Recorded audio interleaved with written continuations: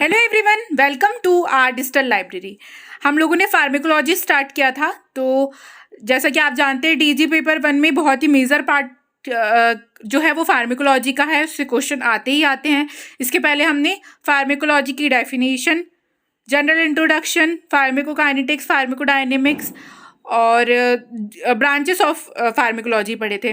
और एनेस्थेटिक्स भी हम लोगों ने कवर कर चुके हैं, जनरल, लोकल, उनके एग्जाम्पल्स, मैकेनिज्म, सब कुछ। तो आप डिस्क्रिप्शन में लिंक प्रोवाइड करवा दी गई है, आप वहाँ से देख सकते हैं, या फिर आप प्लेलिस्ट की लिंक भी डिस्क्रिप्शन में वहाँ विजिट कीजिए। क्विक रिवीजन सीरीज़ है, सब्जेक्ट वाइज इंपॉर्टेंट टॉपिक्स हैं और एग्ज़ाम से स्पेशल सीरीज़ भी है कि आपको किस सब्जेक्ट में कैसे पढ़ना है। तो ओवरऑल आर डिजिटल लाइब्रेरी में सारी चीज़ें अपलोडेड हैं, तो आपको बस जाना है और वहाँ पर वीडियोस को देखना है। आज हम देखेंगे सीएनएस डिप्रेसेंट्स। सीएनएस डिप्रेसेंट्स एक तरीके से हमारे ब्रेन की एक्टिविटी को स्लो करने के लिए दिया जाता है। यदि कोई पर्सन डिप्रेस्ड है, एंग्शियस है या फिर स्लीप डिसऑर्डर से ग्रसित है, तो उसको हम सीएनएस डिप्रेसेंट देते हैं, जिसमें ये वर्क किस तरीके से करता है, ये ब्रेन की एक्टिविटी को स्लो कर देगा और बॉडी को रिलैक्स या फिर ब्रेन को रिलैक्सेशन प्रोवाइड करवाता है। तो इसकी डेफिनेशन हम ये लिख सकते हैं, it is referred to as sedative and tranquilizers are substance that can slow brain activity. जो भी एंग्शियस था ब्रेन, उसको स्लो डाउन करेगा। This property makes them useful for anxiety and sleep disorder. इसके एग्जाम्पल आपको याद करने हैं, बेंजोडायजापाइंस और बारबिट्यूरेट्स। दो चीज़ आपको याद रखनी है इसके अंदर। बेंजोडायजापाइंस के अंदर डायजापाम, एप्राजोलम, ये याद रख सकते हैं आप एग्जाम्पल में। और बारबिट्यूरेट्स के अंदर मेफोबार्बिटॉल, ल्यूमिनल सोडियम और नेम्ब्यूटल। मैं पिछले वीडियो में बता चुकी हूँ, आपको पूरे एग्जाम्पल्स याद नहीं करने हैं जो डिफ़िकल्ट पड़ते हैं। आप एक एक दो चीज़ भी याद रख सकते हैं। इसमें आप BZDs याद रख लीजिए और बारबिट्यूरेट्स याद रख लीजिए। सीएनएस डिप्रेसेंट है।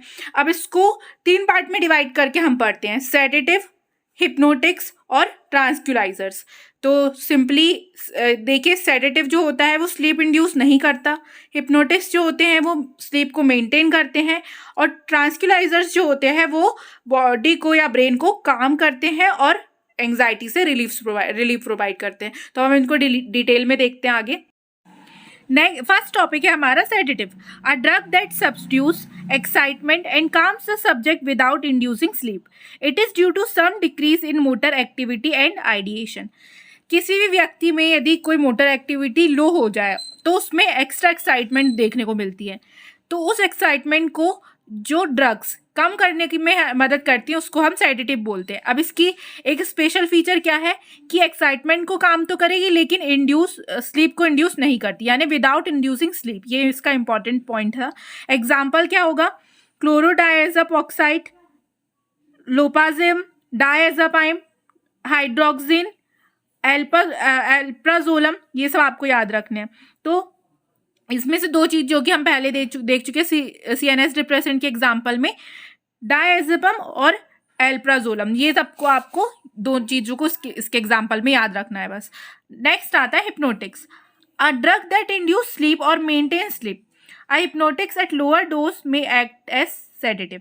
अब हिप्नोटिक्स क्या होते हैं, किसी को यदि स्लीप डिस्टर्बेंस होता है या फिर इंसोम्निया वगैरह की प्रॉब्लम होती है तो उसको हम हिप्नोटिक्स देते हैं, क्योंकि ये ड्रग जो होती है वो स्लीप को इंड्यूस करती है, या फिर किसी को स्लीप डिसऑर्डर है, सही तरीके से नींद नहीं आती, अनअल्टर्ड है, तो उसमें ये मेंटेन करता है स्लीप को।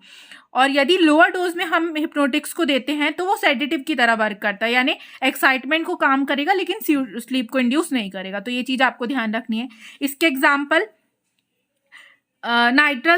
नाइट्राजेपाम, फ्लोराजेपाम, ये सब आप याद रख सकते हैं। Calcium bromide. अब 2 कैटेगरी में डिवाइड किया गया था, जैसे कि हमने पहले भी देखा, बारबिट्यूरेट्स और बेंजोडायजापाइन। तो इसमें भी long acting, short acting, ultra short acting, ये होते हैं। बेंजोडायजापाइन में भी हिप्नोटिक्स, एंटी एंग्जाइटी और एंटी कन्वल्जेंट, ये सारे अलग अलग बेसिस पे डिवाइड कर दिया गया है। तो इसमें आप एक एक दो एग्जाम्पल याद कर लीजिए। इतना पूरा मतलब सब कुछ याद करने की ज़रूरत नहीं है। जो जैसे डायज़ेपाम, एल्प्राजोलम, नाइट्राजेपाम, ये सारी चीज़ें आप हाईलाइट कर लीजिए। तो ये आपका सेडेटिव और हिप्नोटिक्स टॉपिक कवर हो जाएगा। अब किसी भी टॉपिक का सबसे इम्पॉर्टेंट पार्ट होता है एक्शन मैकेनिज्म, कि किस तरीके से जो ड्रग्स है वो हमारी बॉडी में वर्क कर रही है। तो आप जानते हैं सीएनएस डिप्रेसेंट वो होते हैं जो हमारी नॉर्मल ब्रेन फंक्शन को स्लो डाउन कर दें। तो सीएनएस डिप्रेसेंट बहुत टाइप से डिवाइड किए गए हैं, ये भी हमने देखा। तो इन सब का मेन रोल जो होता है या मेन टारगेट होता है वो होता है न्यूरोट्रांसमीटर गाबा। आपको ये चीज़ याद रखनी है, GABA गाबा। गाबा से का ही पूरा रोल है इस पे। गाबा का मतलब होता है गामा एम्यूनोब्यूट्रिक एसिड। ये जो न्यूरोट्रांसमीटर होते हैं ये एक प्रकार के ब्रेन केमिकल होते हैं जो कंडक्ट करते हैं कम्युनिकेशन बिटवीन ब्रेन सेल्स। अब गाबा जो होगा वो किस तरीके से वर्क करता है, ये ब्रेन की एक्टिविटी को स्लो डाउन कर देता है। तो जो सीएनएस डिप्रेसेंट होते हैं वो काम ये करते हैं कि ये बॉडी में गाबा का लेवल यानी इस न्यूरोट्रांसमीटर के लेवल को इंक्रीज करेंगे। तो आगे चलकर जब गाबा का लेवल इंक्रीज होगा तो ये ब्रेन की एक्टिविटी को रिड्यूस कर देगा। तो GABA activity that they product a relaxing effect beneficial for those suffering from anxiety और स्लीप डिसऑर्डर। तो आप इसको फ्लो चार्ट के फॉर्म में भी लिख सकते हैं कि सीएनएस डिप्रेसेंट क्या करते हैं, न्यूरोट्रांसमीटर गाबा पे यानी गामा एम्यूनोब्यूट्रिक एसिड पे वर्क करते हैं। और जब ये गाबा का लेवल बढ़ाएंगे तो गाबा का वर्क होता है ब्रेन एक्टिविटी को डिक्रीज करना। तो जब गाबा का लेवल बढ़ेगा तो ये ब्रेन की एक्टिविटी का लेवल जो होगा वो कम हो जाएगा, यानी एंग्जाइटी या स्लीप डिसऑर्डर में रिलैक्सेशन प्रोवाइड कराता है। तो ये था इसका एक्शन मैकेनिज्म। नोट क्या दिया हुआ है, barbiturates nowadays not used as hypnotics, today benzodiazepine used as hypnotics. आज के समय में बेंजोडायज़ेपाइंस एज अ हिप्नोटिक्स ज़्यादा अच्छे से यूज हो रहे हैं as compared to barbiturates. Other action, diazepam decreases nocturnal secretion and prevent stress ulcers. BGDs do not significantly affect bowel movement. Diazepam जो है वो नॉक्टर्नल सिक्रीशन को कम करता है और स्ट्रेस अल्सर से प्रिवेंशन प्रोवाइड कराता है। और बेंजोडायज़ेपाइंस जो है वो बॉवल मूवमेंट में अफेक्ट नहीं करते। तो ये भी अदर एक्शन या फिर स्पेशल प्रॉपर्टीज बताई गई हैं, हम ये कह सकते हैं। अब इसका थर्ड पॉइंट आता है जो सीएनएस डिप्रेसेंट का, वो है ट्रांसक्यूलाइजर्स। तो ये क्या होते हैं, are drug that calms and relieves anxiety. ऐसी ड्रग्स जो एंग्जाइटी से रिलीफ प्रोवाइड कराए उसको हम ट्रांसक्यूलाइजर्स कहते हैं। फर्स्ट ट्रांसक्यूलाइजर क्लोरोडायएज़ोपॉक्सी डिहाइड्रोक्लोराइड, ये फर्स्ट ट्रांसक्यूलाइजर था, इसका नाम आपको याद रखना है क्लोरोडायएज़ोपॉक्सी डिहाइड्रोक्लोराइड। तो ये एक इंपॉर्टेंट पॉइंट हो गया। Most of these are potentially addictive, particularly those in benzodiazepine family. Benzodiazepine family को छोड़कर मोस्टली एडिक्टिव होते हैं, मतलब इसकी जो व्यक्ति है उसको लत भी लग सकती है। 2 टाइप्स में डिवाइड किया गया है, मेजर और माइनर। तो मेजर जो है फिनोथियाजिन, क्लोरोप्रोमेजिन और थ्रोजिन। अब इसमें आपको जो भी नाम याद हो जाए आप वो उस पर एक दो नाम याद रख सकते हैं। और माइनर में वैलियम, सुना हुआ नाम है, ये आपको याद रह जाएगा, लेवरियम और जोनेक्स। तो इनमें से आप 1-2 नाम याद रख सकते हैं। तो ये था हमारा ट्रांसक्यूलाइजर्स कवर हो गया।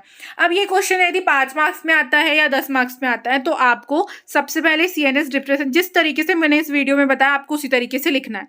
सबसे पहले सीएनएस डिप्रेसेंट को डिफाइन करना है, उसके एग्जाम्पल लिखने हैं, देन उसको बताना है कि ये 3 पार्ट में हम पढ़ते हैं, सेडेटिव, हिप्नोटिक्स और ट्रांसक्यूलाइजर। फिर आपको सेडेटिव को हिप्नोटिक्स को डिफाइन करने के बाद एक्शन मैकेनिज्म बताना है, देन ट्रांसक्यूलाइजर्स को डिफाइन करना है। तो इस तरीके से सिर्फ इतना पढ़ने से आप अच्छे 5 में से पूरे मार्क्स गेन कर सकते हैं। 10 मार्क्स का भी क्वेश्चन आया तो आप आराम से कवर कर लेंगे। तो इसी तरह हम आगे भी सारे टॉपिक्स सिलेबस वाइज कवर करेंगे, इसलिए आर डिजिटल लाइब्रेरी को सब्सक्राइब करें। MPMSU की लेटेस्ट अपडेट भी आपको यहाँ पर मिलती है, सारे जितना भी एग्जाम से रिलेटेड पॉइंट है वो भी मिलते हैं। Thank you so much. Stay connected with our digital library for more videos.